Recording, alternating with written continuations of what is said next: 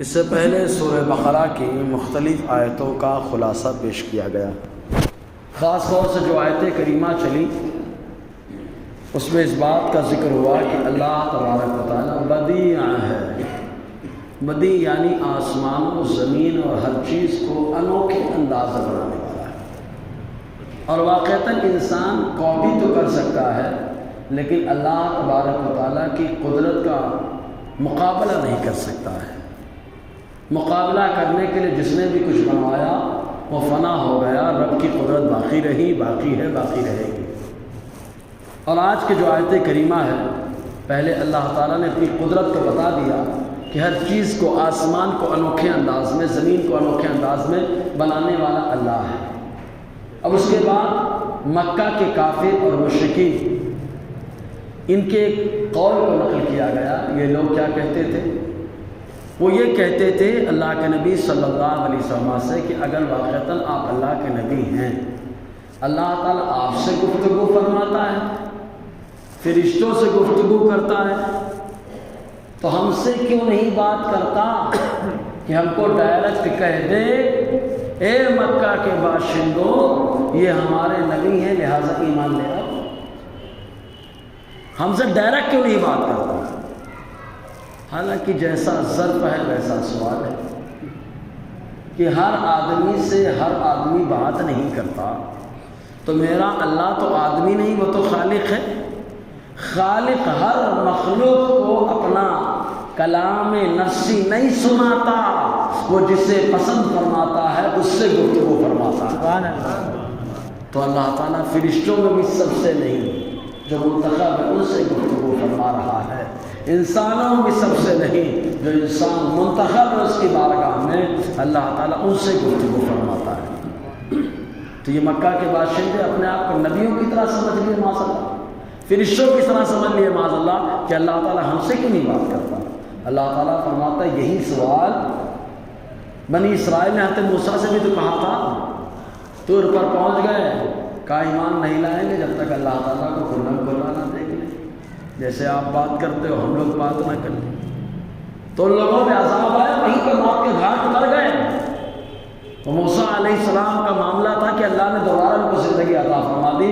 یہ مصطفیٰ جان رحمت کا صدقہ ہے کہ اللہ تبارک و تعالیٰ نے اس سوال پر مکہ کے باشندوں کو عذاب نہیں نازل کیا، ورنہ ان لوگوں نے سوال کیا تھا، موت کا گھاٹ اتار دیے گئے۔ اگر چاہتے موسیٰ کی دعا دوبارہ زندہ ہوئے، یہاں پر بھی عذاب آ جاتا، لیکن واہ مصطفیٰ جان رحمت کی رحمت، اپنوں کے لیے تو ہے ہی ہے، غیروں کے لیے بھی مصطفیٰ کی رحمت کام آ رہی ہے کہ آقا علیہ السلام کی امت میں جو ایمان نہیں لا سکے آج تک، انہیں بھی اللہ تعالیٰ رعایت دے رہا ہے، اپنی نعمتوں سے مالا مال فرما رہا ہے۔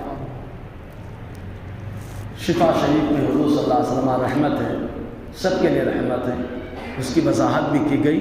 حضور کافروں کے لیے بھی رحمت ہے، منافقوں کے لیے بھی رحمت ہے، ایمان والوں کے لیے بھی رحمت ہے، لیکن رحمت میں فرق ہے۔ کافروں کے لیے رحمت ہے کہ اتنی نالائقی اور شرارت اور خباثت کرنے کے باوجود ان پر عذاب نہیں آ رہا، ان کے اوپر عذاب نہیں آ رہا، یہ اللہ تعالیٰ کے محبوب صلی اللہ علیہ وسلم کی رحمت کا صدقہ ہے۔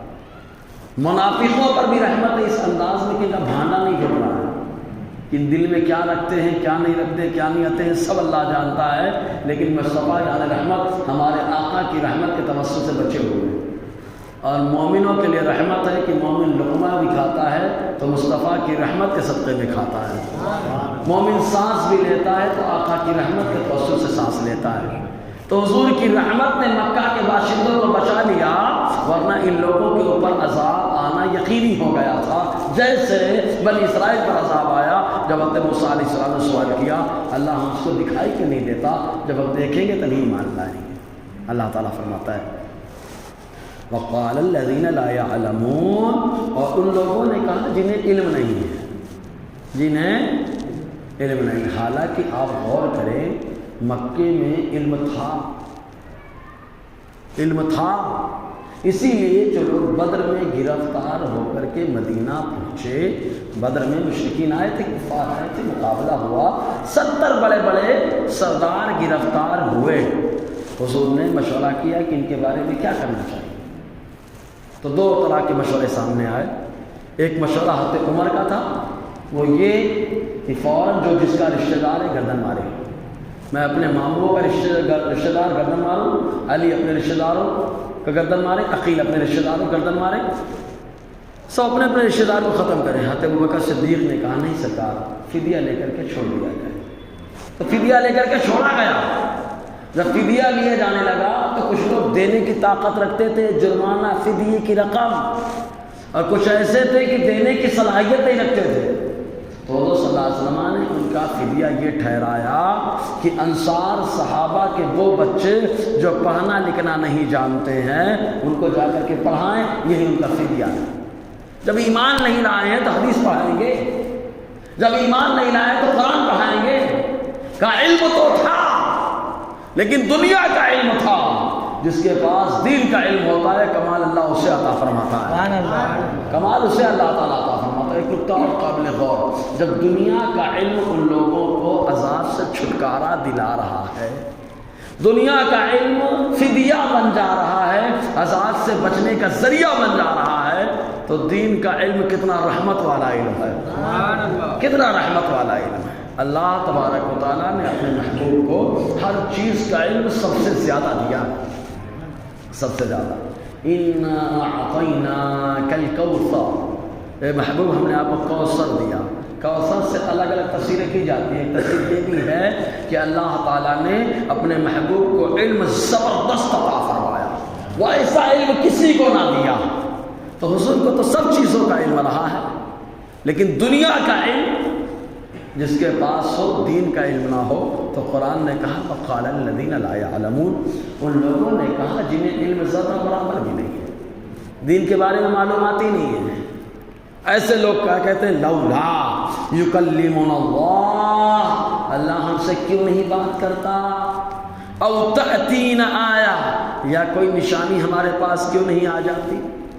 یہ ان کی بے وقوفی تھی، ورنہ اللہ تعالیٰ نے نشانیاں خوب عطا فرمائی ہیں، ایسی ایسی نشانیاں کہ ان کے سوال کرنے پہ اگر نبی ہیں تو چاند کے 2 ٹکڑے کر دو، مصطفیٰ نے 2 ٹکڑے کر دیا۔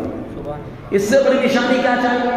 ہاتھ میں پتھر ہے، کلمہ پڑھ رہا ہے، اس سے بڑی نشانی کیا چاہیے؟ جو مطالبہ ہو رہا ہے اللہ تبارک و تعالیٰ وہ مطالبہ اپنے محبوب کی ہاتھ سے، زبان سے مکمل کروا رہا ہے۔ لیکن دلیل دیکھ کر کے ایمان لانا یہ اور بات ہے، بغیر دلیل کے ایمان لانا یہ کمال کی بات ہے۔ قبر میں عذاب ہوتا ہے، عذاب دیکھ کر کے آدمی توبہ کرے تو کیا ہے، بغیر دیکھے توبہ کرے تو سب کچھ ہے، سمجھ رہے ہیں؟ تو ان لوگوں نے کہا کیوں ہم سے اللہ تعالیٰ بات نہیں کرتا اور کیوں ہمارے پاس نشانی نہیں آتی۔ اللہ تعالیٰ فرماتے ہیں کذالک قال الذین من قبلہم مثل قولہم، ایسے ہی ان لوگوں نے کہا جو ان سے پہلے ہوئے، مثل قولی، ان کی طرح، تشابہت قلوبہم، ان کے دل مل گئے، جیسے ان کے دلوں میں فطور آیا تھا کہ یہ موسیٰ بھی انسان ہے، میں بھی انسان، جب اللہ ایک انسان سے بات کر سکتا ہے تو ہم سے کیوں نہیں کر سکتا۔ تو ویسے ان کے دل میں فطور آئے مکہ کے باشندوں میں کہ یہ ہمارے درمیان پیدا ہوئے، ہمارے درمیان پلے بڑھے، کھاتے پیتے ہمارے درمیان ہے، تو جب اللہ ان سے بات کر سکتا ہے تو ہم سے کیوں نہیں کر سکتا۔ تو ان کے دل میں فطور آیا، عذاب آ گیا، ان کے دل میں فطور آیا تو ایمان سے جاتے رہے، جن کا فطور ختم ہو گیا وہ صدیق اکبر بن گئے، سمجھے کہ نہیں آپ؟ تو اللہ تعالیٰ کا مدد سیم ہو گیا معاملہ، دل میں فطور آ گیا کہ ہماری طرح تو ہیں، ہماری طرح تو ہیں۔ اہل سنت و جماعت کا عقیدہ ہے کہ ہم اقرار کرتے ہیں کہ نبی بشر ہے، ہم اصرار نہیں کرتے کہ نبی بشر ہے، فرق سمجھنا۔ ہمیں اقرار ہے کہ نبی بشر ہے، انکار نہیں ہے کہ نبی بشر ہے، ہمیں اقرار ہے کہ نبی بشر ہے، لیکن ہم اصرار نہیں کرتے کہ نبی بشر ہے۔ اصرار مطلب اس میں زور دینا، ہم زور نہیں دیتے، ہمیں اقرار ہے کہ نبی بشر ہیں، لیکن اصرار ہم نہیں کرتے ہیں۔ مکہ کے باشندے اصرار کرتے رہے، ایمان والے اقرار کرتے رہے، فرق سمجھنا۔ انہوں نے اصرار کیا کہ نبی بشر ہیں، صحابہ نے اقرار کیا نبی بشر ہے۔ اقرار بولے خالی ماننا اور اصرار بولے تو زور دینا، صحابہ نے اس پہ زور نہیں دیا، صحابہ نے خالی اقرار کیا نبی بشر ہیں، مکہ کے باشندوں نے اصرار کیا کہ نبی بشر ہیں ہماری طرح۔ سمجھ رہے نا، فرق یہی ہے، سب سے بنیادی فرق بشر کے تعلق سے کہ نبی بشر ہیں، ہاں اقرار ہے، کہا زور دیجیے، کہا زور نہیں دوں گا، نبی بس اقرار ہے، نبی بشر ہے. سمجھ میں آیا؟ بشریت سے انکار کرنا ہے، قرآن کی آیت کا انکار کرنا ہے. کیونکہ نبی جب بھی ہوئے ہیں نا فرشتے نبی ہوئے ہیں، نہ جنات نبی ہوئے ہیں. اللہ نے جنہیں بھی نبی بنایا ہے وہ انسان ہوئے، وہ بشر ہوئے، بشر ہی نبی ہوئے. یہ اور بات ہے کہ اللہ تعالیٰ نے رسولوں میں معاملہ رکھا کہ کبھی کبھی انسان رسولوں میں ہوتے ہیں اور کبھی فرشتوں میں بھی ہوتے ہیں. انسانوں کے رسول تو ہمارے نبی ہیں، حضرت موسیٰ ہیں، حضرت عیسیٰ ہیں، حضرت ابراہیم ہیں. کہا فرشتوں میں کون رسول ہیں؟ کہا جبرائیل ہے، میکائیل ہیں، اسرافیل ہے، اسرائیل ہے. سمجھ نا؟ نبراس عقائد نصفیہ کے اندر یہ سب باتیں لکھی ہوئی. جی تو اللہ تعالیٰ فرماتا ہے ان کے دل مل گئے، بالکل ویسے ہی مل گئے.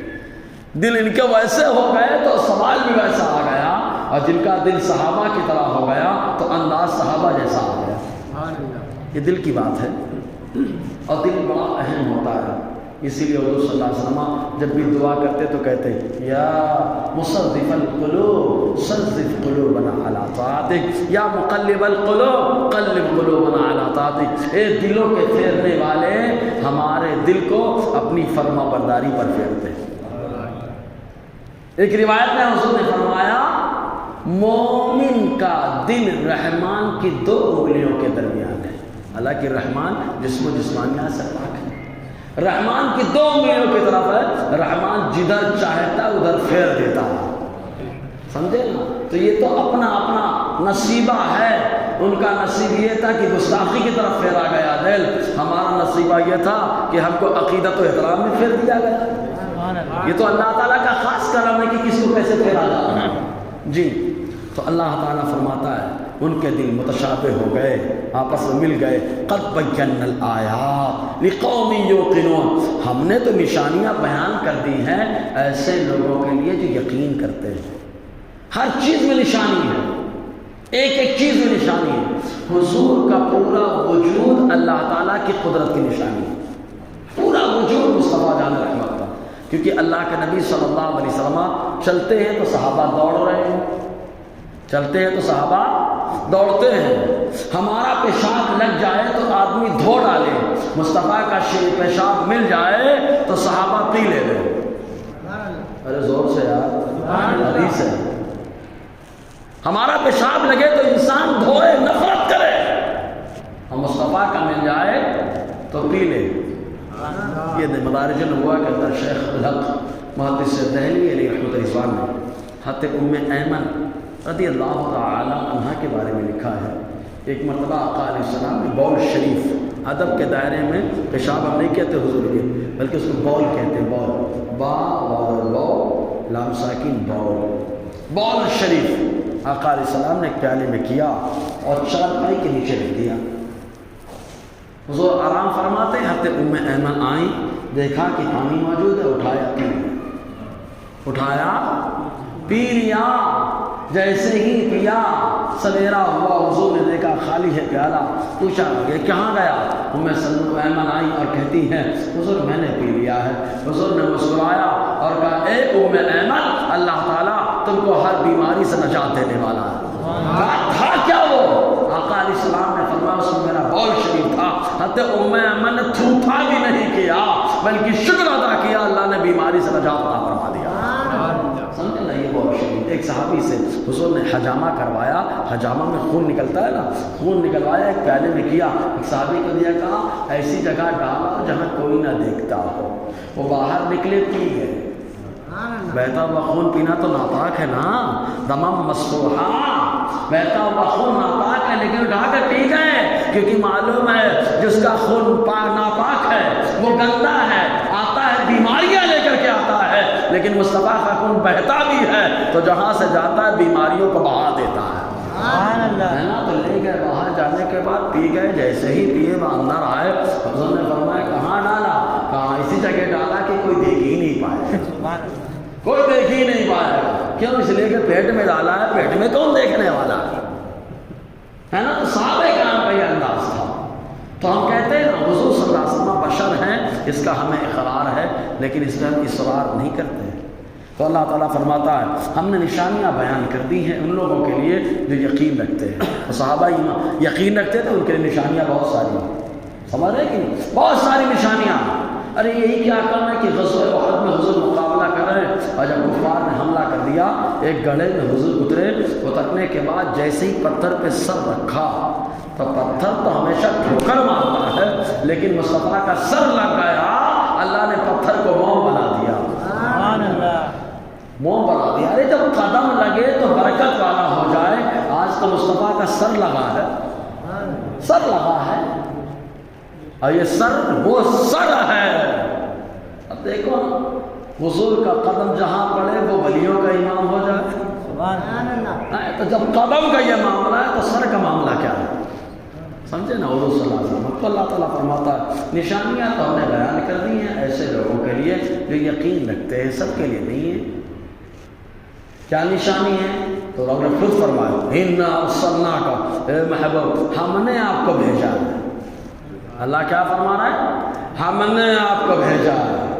کبھی کبھی جس کو بھیجا جائے اس کی لوگ عزت نہیں کرتے, خالی اتنا کہہ دیں کہ تم جن سے مرید ہو وہی پیر نے ہم کو بھیجا ہے.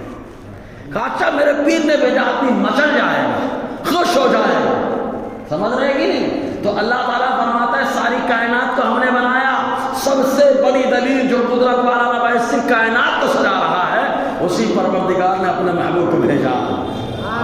اور اللہ جب بھیجتا ہے تو ایسا نہیں بھیجتا بارش کو بھیجے تو رحمت بنا کر بھیجے, سبزے کو بھیجے تو رحمت بنا کے بھیجے, سورج کو بھیجے تو رحمت بنا کے بھیجے, چاند کو بھیجے تو رحمت بنا کے بھیجے. جب یہ مخلوق آئے تو رحمت بن کر کے تو مصطفیٰ کو بھیجا تو سراپا رحمت بنا دیا. سراپا رحمت بنا دیا. اللہ تعالیٰ فرماتا ہم نے بھیجا, ہم نے بھیجا محبوب. اب بھیجنے والا جیسا آنے والے میں پاور ویسا. بھیجنے والا جیسا آنے والے میں پاور ویسا. لنگڑا مچھر آیا نمرود کے ناک سے دماغ میں بیٹھا تھا لنگڑا, لیکن بھیجا اللہ نے تو وقت کے بادشاہ کو ہلا ڈالا. سمجھے نا. تو اللہ جب بھیجتا ہے تو لنگڑا مچھر بھی بادشاہ کو ہلا دیتا ہے. جب اللہ بھیجتا ہے تو ابراہیل بھی ابراہ کو ہلا دیتا ہے. تو جب ان پرندوں کا اور ان کیڑے مکوڑوں کا حال ایسا ہے جنہیں اللہ نے بھیجا ہے تو ہمارے نبی کا معاملہ کیا ہوگا جنہیں اللہ نے رسول اللہ بنا کر بھیجا, ساری مخلوق کا پیغمبر بنا کر بھیجا.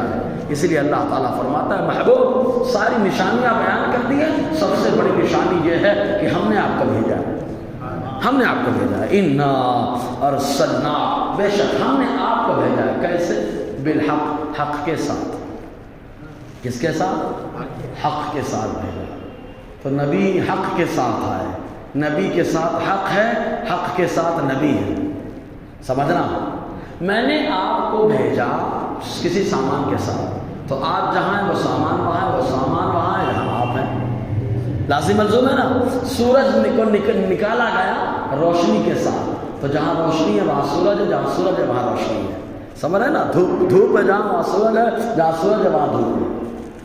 کیونکہ سورج نکالا گیا دھوپ کے ساتھ. جب سورج دھوپ کے ساتھ نکل رہا ہے تو دھوپ سورج کے ساتھ لازم ہے. تو یہیں سے بات سمجھ میں آ گئی. اللہ نے مصطفیٰ کو حق کے ساتھ بھیجا ہے تو دنیا چاروں طرف کھڑی ہو, پوری دنیا کھڑی ہو جائے, حق ادھر نہیں ہو سکتا ہے کیونکہ اللہ نے مصطفیٰ کے حق کے ساتھ بھیجا ہے تو حق مصطفیٰ کے ساتھ ہی ہوگا. حق مصطفیٰ کے ساتھ ہوگا. پوری دنیا ایک طرف ہو جائے لیکن حق مصطفیٰ کے ساتھ ہوگا کیونکہ اللہ نے حق کے ساتھ مصطفیٰ کو بھیجا. تو خالی کہانی حق کا نا اب حق ہے نبی کے ساتھ. نبی نے بتایا اس حق کو مانو, اس حق کو مانو. تو اب دو طرح کے لوگ آئیں گے, ایک کہیں گے ہم مانیں گے, ایک کہیں گے نہیں مانیں گے. کہا اللہ نے حق کے ساتھ بھیجا ہے, جو مانے تو بتا دینا تم کو اللہ تعالیٰ جنت میں ٹھکانہ عطا فرمانے والا ہے, اور جو نہ مانے بتا دینا جہنمی ہو تم, جہنمی ہو تم. اسی لیے اللہ تعالیٰ فرماتا بالحق بشیرا و نذیرا. اے محبوب حق کے ساتھ بھیجا, جس حق کو کوئی مانے تو آپ اسے خوشخبری سنانے والے, اور جو اس کی مخالفت کرے تو نذیرا, آپ ڈر سنانے والے. حق کے ساتھ بھیجا بشیر اور نذیر بنا کر. اور اگر کوئی نہ مانے تو وَلَا تُسْأَلُ عَنْ أَصْحَابِ الْجَحِيمِ, وہ نہ ماننے والا جہنمی ہے, اور جہنمیوں کے تعلق سے آپ سے نہیں پوچھا جائے گا. آپ سے نہیں پوچھا جائے گا کہ جہنم میں کیسے پہنچا ہے. اب آگے کی جو آیت کریمہ آ رہی ہے بڑی پیاری آیت ہے. یہود و نصارہ بڑے نالائق ہیں، روز محشر بھی نالائقی کریں گے اور کہیں گے کوئی آیا ہی نہیں تھا سمجھانے والا، ڈرانے والا، کوئی آیا نہیں سمجھانے والا، سمجھانے والا۔ اور آج انہیں کو لوگ خوش کرنے کی کوشش کرتے ہیں کہ یہودی اب خوش ہو جائے، نصرانی خوش ہو جائے تو غلبہ کی بارش ہو رہی ہے۔ یہود و نصارہ کو خوش کرنے کے لیے کیا کیا نہیں ہو رہا ہے۔ تو اللہ تعالیٰ فرماتا ہے یہود و نصارہ راضی نہیں ہوں گے، کب راضی ہوں گے؟ انشاءاللہ اسی پر اگلے ہفتہ روشنی رہے گی۔ اللہ تعالیٰ ہم سب کو فیضان قرآن برکات قرآن سے فرمائے۔ الحمدللہ رب العالمین۔